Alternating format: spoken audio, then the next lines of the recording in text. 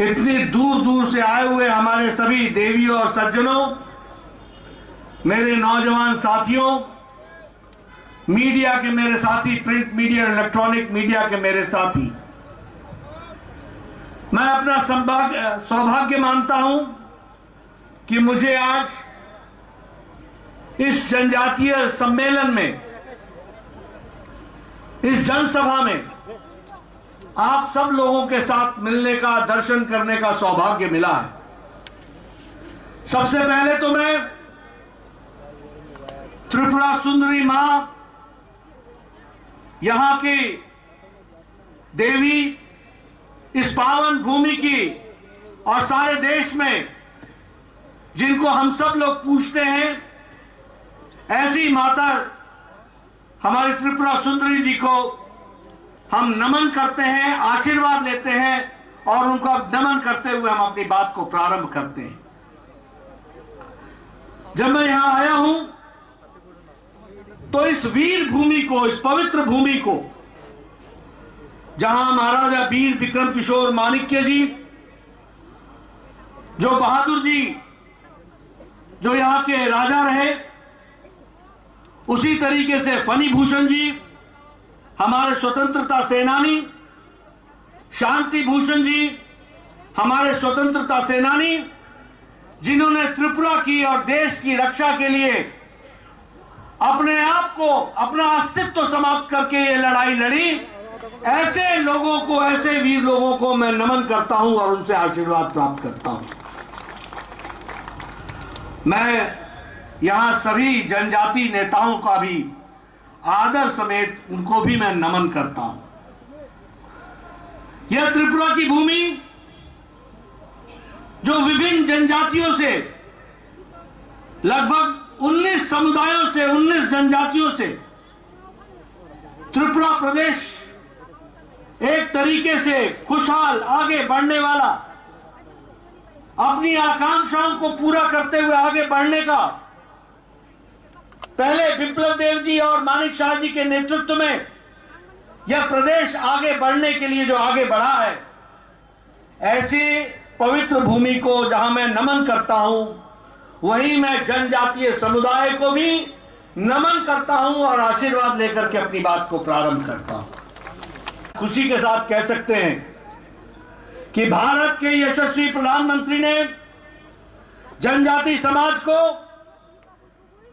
अमृतकाल के अवसर में 75 साल की आजादी के पश्चात भारत के सर्वोच्च पद पर अगर किसी को बैठाने का काम किया है तो वो जनजाति महिला आदरणीय श्रीमती द्रौपदी मुर्मू को वहां पर सुशोभित किया है, देश के सर्वोच्च पद पर। यह सबसे बड़ा सम्मान आजाद भारत में जनजाति समाज को और जनजाति समाज से निकली हुई साधारण परिवार से एक महिला, जिन्होंने जीवन को कष्ट में जीते हुए भारत की मूल्य और भारत के मूल धारणाओं को अपने साथ समावेश करते हुए जीवन व्यतीत किया, ऐसे महान विभूति को भारत की राष्ट्रपति बनाने का काम यशस्वी प्रधानमंत्री ने किया और जनजाति समाज को एक स्थान देने का प्रयास हुआ है। उसी तरीके से मैं जब जनजाति समुदाय के साथियों से मिल रहा हूं तो मैं ये गौरव के साथ कह सकता हूं कि पहली बार भारत सरकार में इतना ज्यादा प्रतिनिधित्व सरकार में जनजाति समाज को दिया तो नरेंद्र मोदी जी ने दिया। आज एनडीए की सरकार में 8 ट्राइबल मिनिस्टर हैं और त्रिपुरा में 5 मंत्री ट्राइबल हैं और वह जनजाति समाज को रिप्रेजेंट करते हैं। ये आपको मैं इसलिए बता रहा हूं क्योंकि हमने जनजाति समाज को भारत की मुख्य धारा का पार्ट माना, अंश माना। और इसके साथ साथ मैं ये भी बोलना चाहता हूं कि भारत रत्न अटल बिहारी वाजपेयी थे, किसी ने सुध नहीं ली जनजातियों की, किसी ने इनकी चिंता नहीं की। अगर ट्राइबल मिनिस्ट्री, अगर जनजाति मंत्रालय जनजाति भाइयों के विकास के लिए किसी ने भी स्थापित किया तो वो भारत के भारत रत्न अटल बिहारी वाजपेयी जी प्रधानमंत्री थे जिन्होंने इसकी चिंता की। और आज हमारे जनजाति क्षेत्र से संबंध रखने वाले आपकी तरह जमीन से निकले हुए अर्जुन मुंडा जी आज वो भी मंत्री के रूप में हम सब लोगों को जीवन में जनजाति समुदाय की चिंता कर रहे हैं। सारा भारतवर्षের মধ্যে ভারতীয় জনতা পার্টি আমরা জানি যে সর্ববৃহৎ একটা পার্টি এবং সেই পার্টি প্রায় 17 কোটি তার মেম্বার। সেই পার্টির আজকে রাষ্ট্রীয় অধ্যক্ষ আমাদের মাঝখানে এসেছে, এর জন্য আমি ওনাকে স্বাগত জানাচ্ছি। ত্রিপুরাতে এই নিয়ে তিনবার চেষ্টার পর উনি বিভিন্ন কারণে ত্রিপুরাতে আসা হয়নি। এর আগে 2018-তে उन्हीं SSD tribal institute, national institute for tribals, इसकी स्थापना 75 साल बाद हुई है। यानी 75 साल में किसी सरकार को यह नहीं लगा कि नेशनल ट्राइबल इंस्टीट्यूट खुलना चाहिए। यह खोलने का काम भी किया तो वह मोदी जी ने किया और अमित शाह ने उसका उद्घाटन करके वह भी समर्पित किया है। यह भी हमको ध्यान रखना चाहिए। अगर मैं बात करूं, आज दिन तक जनजाति गौरव दिवस ही नहीं मनाया जाता था। जनजाति गौरव दिवस के बारे में कोई चिंता ही नहीं करता था। पिछले साल भारत के यशस्वी प्रधानमंत्री ने हमारे यहां 15 नवंबर को भगवान बिरसा मुंडा के जन्मदिन को वह जनजाति गौरव दिवस के रूप में मनाने का निर्णय लिया और जनजाति समुदाय को गौरव प्रदान करने का मौका दिया। तो इस सरकार ने किया, यह भी हमको ध्यान में रखना चाहिए।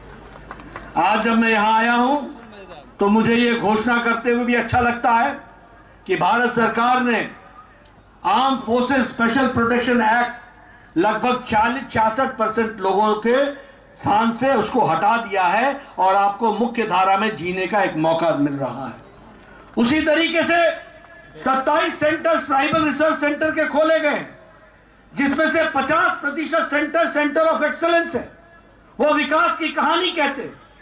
उसी तरीके से अगर हम देखें तो आज जनजाति भाइयों पर जो सीपीएम की सरकार में वायलेंस होता था, आज हम कह सकते हैं कि वह आक्रमण और वो वायलेंस, वो जो आपके ऊपर अत्याचार होता था, वह विप्लव देव की पूर्व सरकार में और मानिक शाह जी के नेतृत्व में अब समाप्त हो गया है। अब आप शांति से जी सकते हैं, इस तरीके की व्यवस्था की गई है।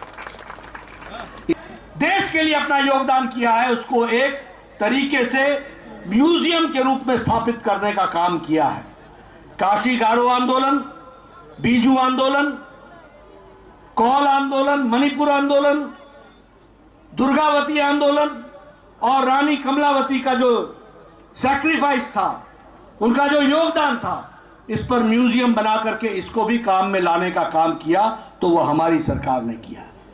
मित्रों, अगर हम सीपीएम की सरकार की बात करें तो उन्होंने 25 साल में जनजातियों को हमेशा उपेक्षा की दृष्टि से देखा और ये महाराजा वीर विक्रम किशोर माणिक्य जी, बहादुर जी, इनके बारे में भी अगर कोई नेशनल एयरपोर्ट बना करके उनको इज्जत देने का काम किया तो वो भी प्रधानमंत्री मोदी जी ने किया है। ये भी हमको याद रखना चाहिए। और 450 करोड़ रुपए खर्च करके नेशनल म्यूजियम बना, नेशनल एयरपोर्ट बनाया गया है। उसी तरीके से अगर हम देखें तो चाहे वो थंगा डारलोंग हो, चाहे वो बेनीचंद जमातिया जी हो, चाहे वो बॉल म्यूजिक हो और फिर चाहे वो बांसुरी हो, पद्मश्री दे करके जनजाति भाई को मुख्य धारा में काम करने का काम किया तो प्रधानमंत्री मोदी जी ने किया। इसलिए मित्रों, मैं एक लंबी गाथा आपके सामने रख सकता हूं। जनजाति का विकास का नाम है तो उसका दूसरा नाम भारतीय जनता पार्टी है। जनजातियों के विकास का अगर दूसरा नाम है तो वो भारत के यशस्वी प्रधानमंत्री नरेंद्र मोदी हैं। इस बात को हमको समझना चाहिए। आप बताइए, आपके इलाके में सीपीएम के दौरान वायलेंस होता था कि नहीं होता था? अत्याचार होता था कि नहीं होता था? बताइए, अत्याचार होता था कि नहीं होता था? कानून व्यवस्था को धत्ता दिखाया जाता था कि नहीं दिखाया जाता था? आज आपको शांति से जीने का अधिकार मिला कि नहीं मिला? आप बताइए, विप्लव देव ने आपका विकास किया कि नहीं किया? आप बताइए, मानिक साहब का विकास कर रहे हैं कि नहीं कर रहे हैं? ये मैं इसलिए आपसे पूछ रहा हूं कि एक सरकार थी जिसने अंधेरगर्दी मचाई, एक सरकार थी जिसने आपको लूटा, एक सरकार थी जिसने आपकी चिंता नहीं की, और एक सरकार है जो आपकी चिंता के लिए दिन रात मेहनत कर रही है। और इसलिए मित्रों, जब मैं इस जनसभा को संबोधित कर रहा हूं तो आपके माध्यम से 19 की 19 जनजाति भाइयों और बहनों को मैं भारतीय जनता पार्टी की तरफ से यह संदेश देना चाहता हूं कि आप ये समझ लीजिए कि जनजाति का विकास का पर्यायवाची है तो वो भारतीय जनता पार्टी है।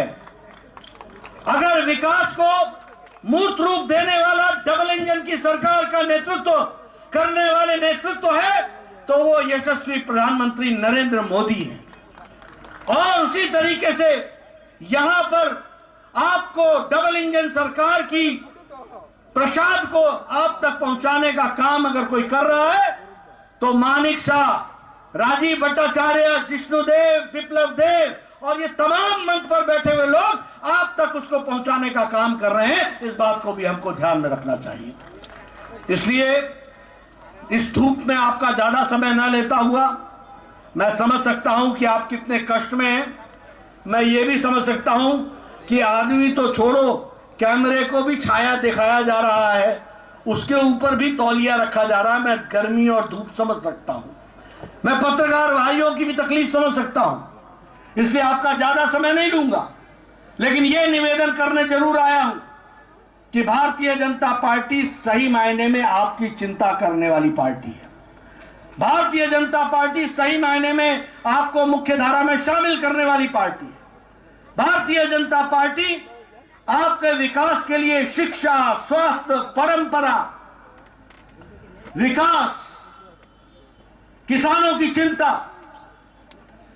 आपकी परंपरा को बचाने का काम यह कोई कर रहा है तो यह भारतीय जनता पार्टी कर रही है। और नेतृत्व हमें सबको मोदी जी का आशीर्वाद प्राप्त है। इसलिए आपसे मैं निवेदन करूंगा कि आप जनजाति क्षेत्र में किए गए कार्य को गहराई से समझें, जानें और भारतीय जनता पार्टी को आप आशीर्वाद दें। इन्हीं शब्दों के साथ बहुत बहुत धन्यवाद।